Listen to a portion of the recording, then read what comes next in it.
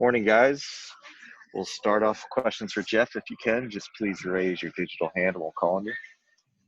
Start things off with Rich. Hi, good morning. We're going to have Ben Petrula on in a little bit. I was just wondering, talk about his transition to guard, what went into that decision, and how's he doing inside? Yeah, he's doing a great job. He played a little bit of both in camp. I know he's played some both in his career. We just ultimately we picked the best guys and put them in the positions that we think gave them and us the best chance to succeed, and that's really it, Rich. That's kind of how we went with it. But he's doing a good job. He's a captain. He's a leader. He's an awesome kid, and I think he's done a really good job so far. Yeah, just a quick follow on him. You've been in NFL war rooms on draft nights. How would they look at a kid from a Power 5 conference with possibly 50 starts who can play 5 positions? Where would his value be on a draft board? Extremely versatile. A guy with that much experience and has that much tape and showed he can do a lot of different things. In an NFL roster, it's so much smaller, Rich, where if you can get a guy who can do multiple things, it's such a plus because you get a 53-man roster, and then on game day you only have so many guys up. So versatility, not just with the O-line, but versatility as a whole is so important if you can find it as an NFL coach. We'll go to Kevin. Hey, Coach. So another weird start time this week, 4 o'clock. Is there part of you that just kind of wishes, every game was at noontime, or is there a balance between that and knowing that the reason you have the weird start times are because people want to see the program? Well, I think it's great for the program that, people can watch us and being on, whether it's 4 o'clock, 3:30. I think next week we're 8.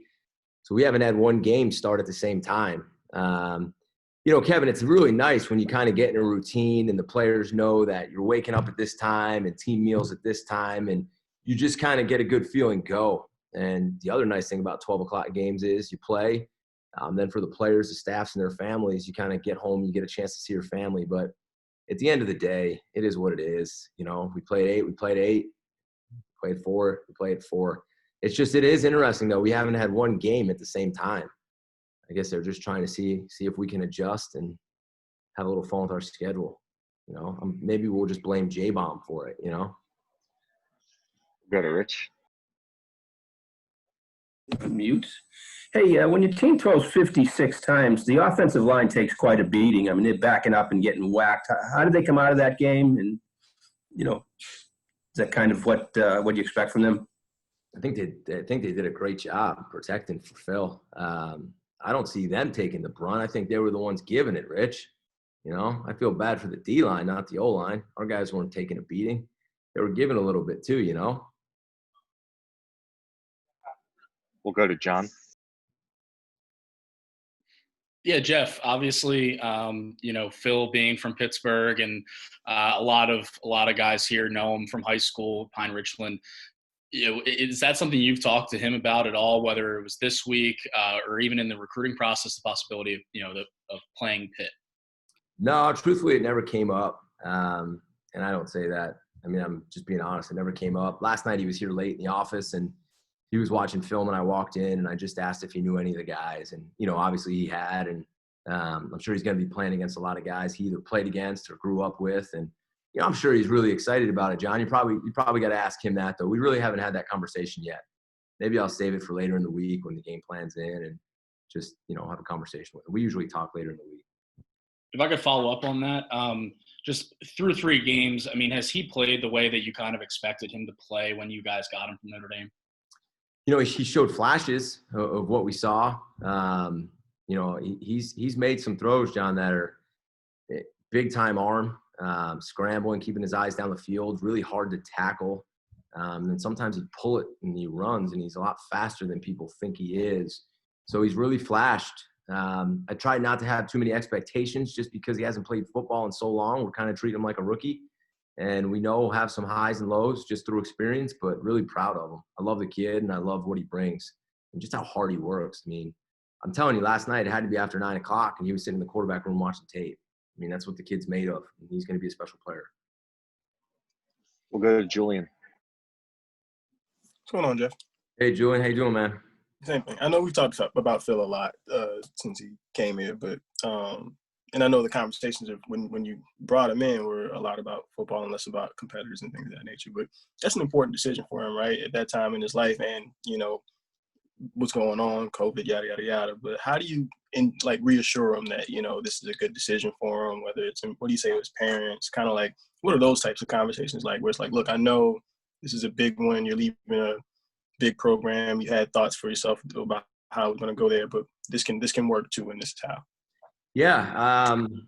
With me, Julian, it was more kind of showing them who I was. I mean, I'm not a quarterback coach, and I'm not the offensive coordinator. Everybody knows that.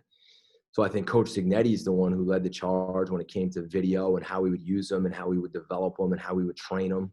And it's one of the reasons we wanted to hire Frank. I think he's one of the best quarterback coaches in all of football at either level, the National Football League and college football. So Frank sold him on that. Truthfully, with me, I kind of wanted to show him who I was, and I let him and his family knew that, I would care about him as a person more than a football player, and that I'd have his back no matter what, and that I'd be there for him, and I'd be there for the family. And that was really my part, and I wanted Phil to feel comfortable with me as a person, knowing that I would have his back. And you'd have to ask him a couple more of those questions, but hopefully that answers your question for you, Julian. And then at the same time, when he's making a decision, there are no guarantees, right? Like you said, that you're built on competition.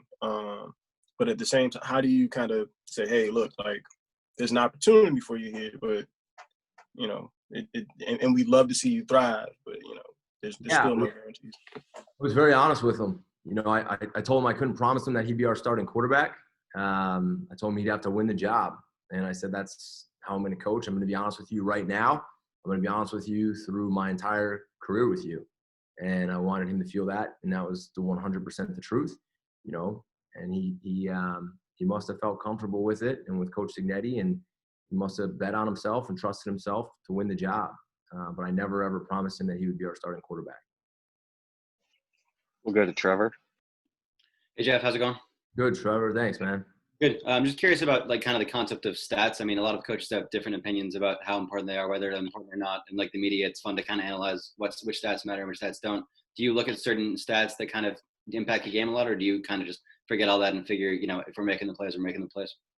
Well, I try to look at the stats that, truthfully, that we believe determine winning and losing, because at the end of the day, that's really the one stat that matters, right? It's funny, as an assistant coach, as a DB coach in the NFL, you look up at the scoreboard and you're playing Drew Brees and he throws for hopefully not 400 yards, but you look up and you're like, oh gosh, here we go, And then as you get to be a coordinator, you kind of look at all the yards, and you're like, oh boy, rush yards are 150, pass yards are this. And then you become a head coach, and it's kind of like you got to win the game. So you look at the stats that impact the game, penalties, right? We can't hurt ourselves. We did that last week and we went backward, and that cost us. Turnovers, we have to win the turnover battle. So what I try to do each week is I look at the stats that I believe will determine if we're going to win or lose a game. Now, if Trevor, in a game, if that means we can't allow this team to rush over 100 yards, that's what it's going to take for us to win, then yeah, that's really important. If it's a team that's going to throw the ball and we say we got to limit it to this, or we got to get this many sacks, but I don't just look at how many yards they rush for. I don't do that anymore. And does that make sense? And we'll wrap things up for Jeff with Dan.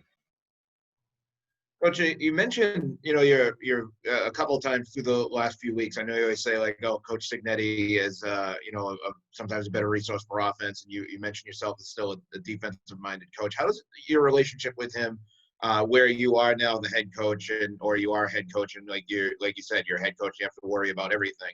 How do you guys, balance that of saying, all right, I've been more of a defensive guy. I'm learning more of the offensive side, and he's clearly an offensive guy who is your offensive coordinator and has worked in the NFL as well. Just how does that develop in that whole relationship with him?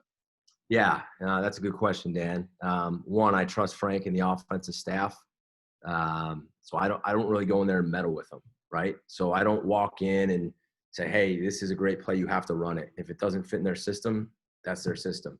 We have a really good relationship, though. So we'll go in and we'll talk every Monday night. And I'll kind of give them my thought on how I think we have to win this game, whether that means we take the clock down to 5 and limit possessions, or we go fast, or whether it's going to be, Frank, this is how many points we think we can hold them to. We have to try to get this done. You know, I'll give you another example. Last night we were watching film. He's watching film late at night in his office. I go and sit down. I'm looking at the coverages, and I'm saying, man, you ever thought about this one? Or look at this hole, or look at how he's playing this. This corner is doing this. This guy's carrying here. This is open here. Let's take a shot there. And I start blurting stuff out, and he has a smile and says, yeah, it's, you know, so I'm definitely willing to help and do the best I can. But I've been around places where, you know, the other side of the ball comes in, drops a play, and it doesn't fit, and your guys don't know it. So we got a great staff. I respect what they're doing. I'll help them the best that I can. But I hired those guys because they're really good football coaches. Sorry, we'll take one final one with Julian. Oh, Julian, just you to, sneak one in, huh? yeah, I asked for it. Just to as a heads up, to an update on Deion and Travis. That's all. Yeah, Trav practiced today. Looked really good. Deion was running around. He looked pretty fast. You know, we'll see how he can develop. You know, but I feel pretty good about those guys right now. Julian, Thank you. Always count on you. Thank you. Always count on you, Julian. Got to get it in there. I'll see you guys. Have a great day. Later.